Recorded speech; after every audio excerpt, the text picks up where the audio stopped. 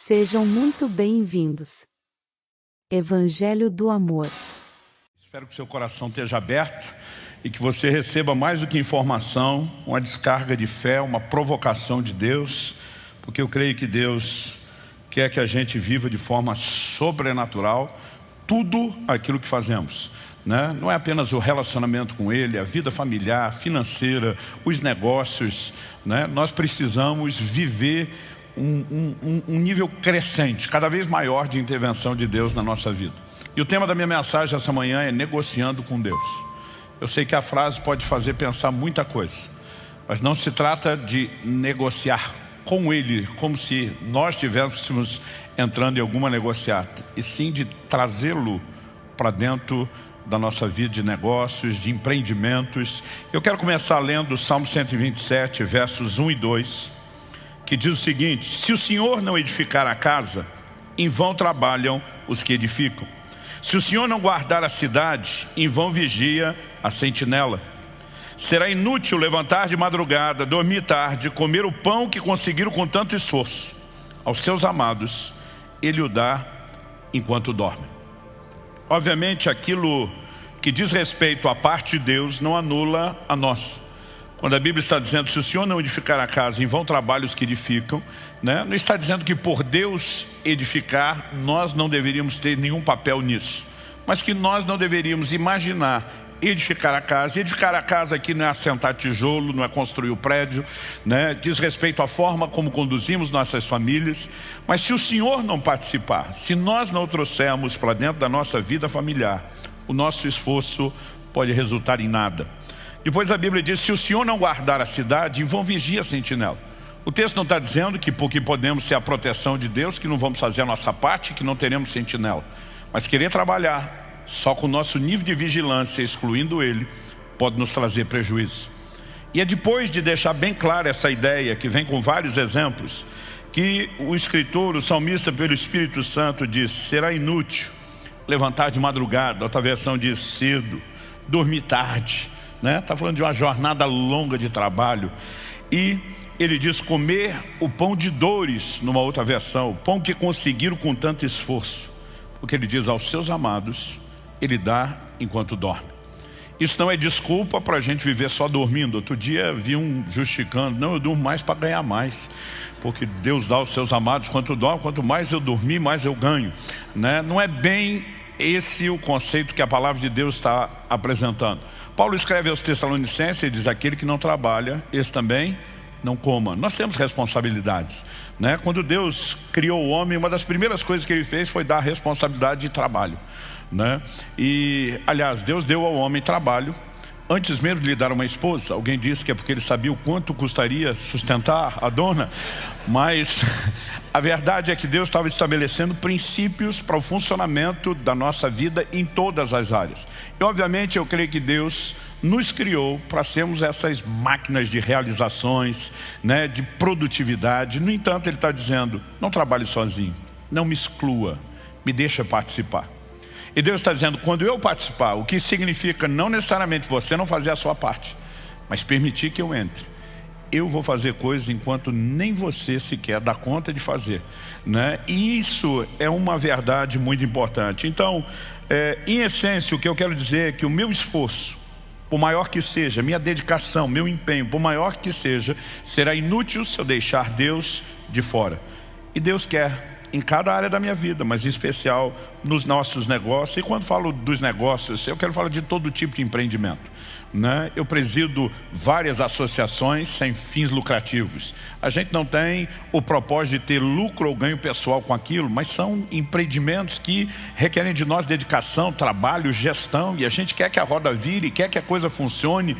E eu quero deixar aqui tudo o que possa caber dentro dessa declaração para mim e para você. E Deus quer que eu e você possamos reconhecê-lo como não apenas parte, mas a parte determinante do sucesso nos nossos negócios.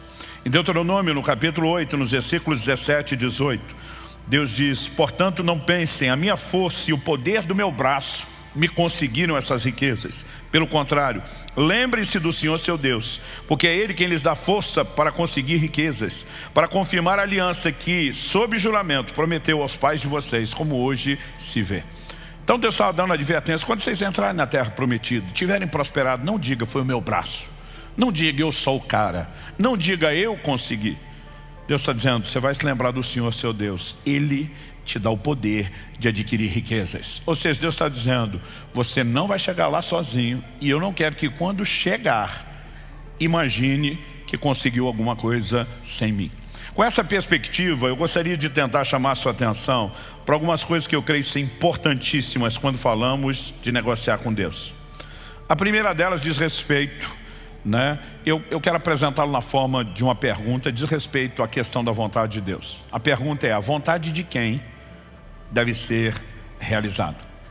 Porque edificar com Deus, negociar com Deus, não significa eu sair na frente e Deus ter que correr atrás de mim o tempo todo.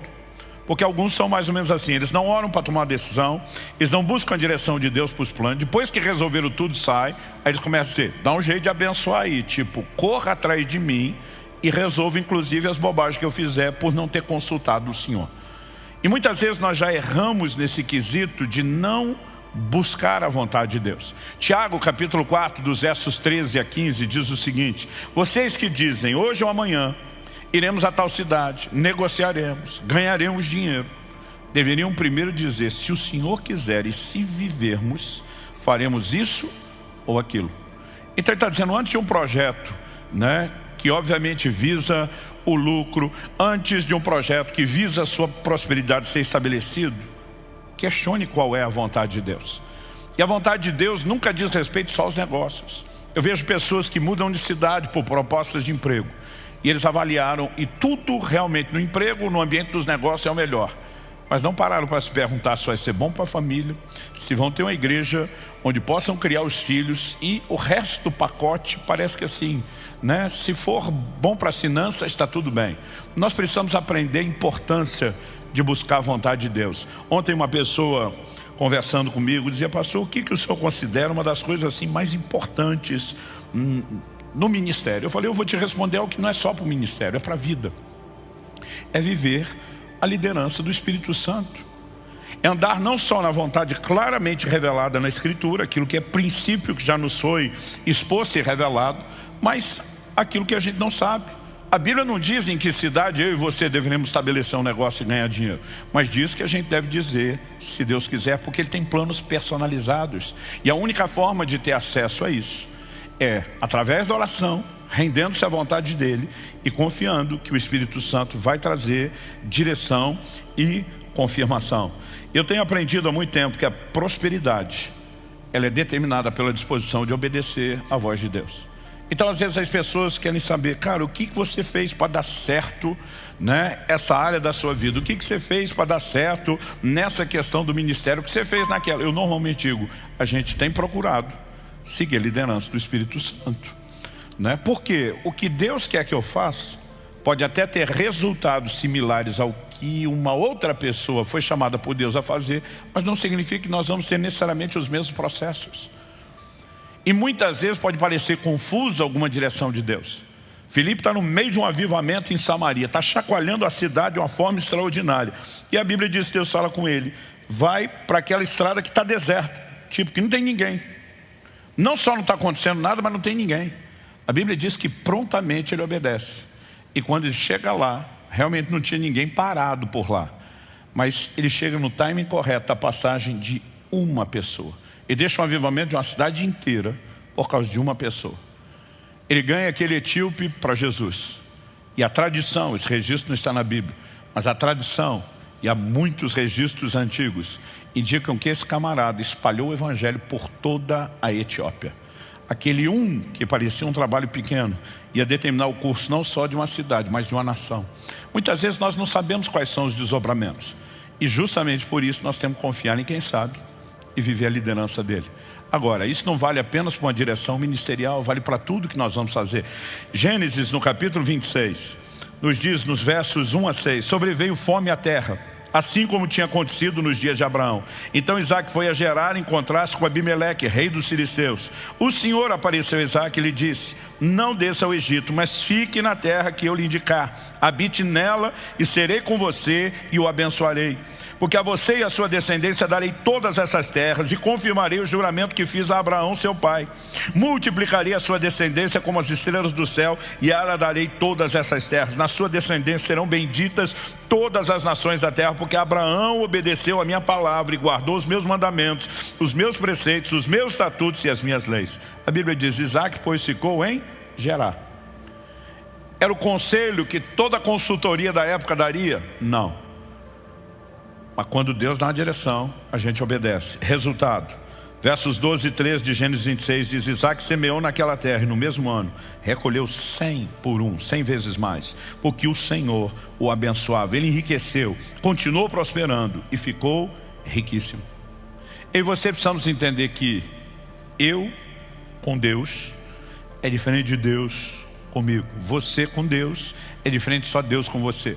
Não é você que sai na frente liderando e Deus é o seu mero sócio ajudante que corre atrás dizendo: estou aqui para fazer tudo aquilo que você determinar. Mas quando nós entendemos que nessa parceria Deus é não só o sócio majoritário, mas o Senhor das nossas vidas, e permitimos que Ele nos direcione, não só por meio de se render a essa vontade personalizada, mas de não nos dobrarmos diante daquilo que é princípio que não pode ser negociado. Então, por exemplo, em Lucas, no capítulo 3, verso 14, Jesus nos sinaliza a verdade. Aqui nós temos uma pregação que antecede a chegada e o ministério de Cristo. Nós temos João Batista pregando, o Evangelho, preparando o caminho do Senhor. E a Bíblia diz que os soldados, verso 14, perguntaram a ele: e nós, o que devemos fazer? Porque várias orientações práticas estavam sendo dadas às pessoas, Os publicanos chegam para ele, e aí? Ele diz: não cobre mais do que o estipulado. Em outras palavras, não permita extorsão no seu negócio. Os soldados perguntaram: e nós, o que devemos fazer? Verso 14, ele disse: não sejam prepotentes. Eu estou lendo a Nova Almeida atualizada. Não façam denúncias falsas e contentem-se com o soldo, com o salário que vocês recebem. Nós precisamos entender que há princípios que já foram estabelecidos e não podem ser negociados. Alguns de nós estamos tentando edificar alguns negócios com práticas ilícitas, querendo que Deus abençoe aquilo que Ele mesmo proibiu. Como esperar que a mão de Deus esteja sobre a nossa vida? A Bíblia diz no Evangelho de Marcos, de um momento, e isso é algo singular, meio fora do curso normal da narrativa bíblica, mas a Bíblia fala de um endemoniado gadareno. Estava possesso de uma legião de demônios. E que na hora de sair os demônios pedem uma permissão a Jesus. Estava no poder dele dizer sim ou não. Ele diz: nos permite entrar na manada de porcos? E eram milhares de porcos. E o Senhor Jesus disse sim. E a Bíblia diz que por conta do que aconteceu, eles precipitaram-se em relação ao mar e a manada toda de porcos morreu. Eu muitas vezes ficava chocado lendo isso. Dizia: Jesus, o Senhor não tinha amor pelos bichinhos que o Senhor criou, não? Não estamos falando de um, de dois. Estamos falando de uma manada enorme, gigantesca. Por que é que o Senhor não interferiu? Por que é que o Senhor não protegeu esses bichinhos? Agora, se você for olhar o preceito da lei vigorando na época, eles não podiam nem criar e nem comer porco.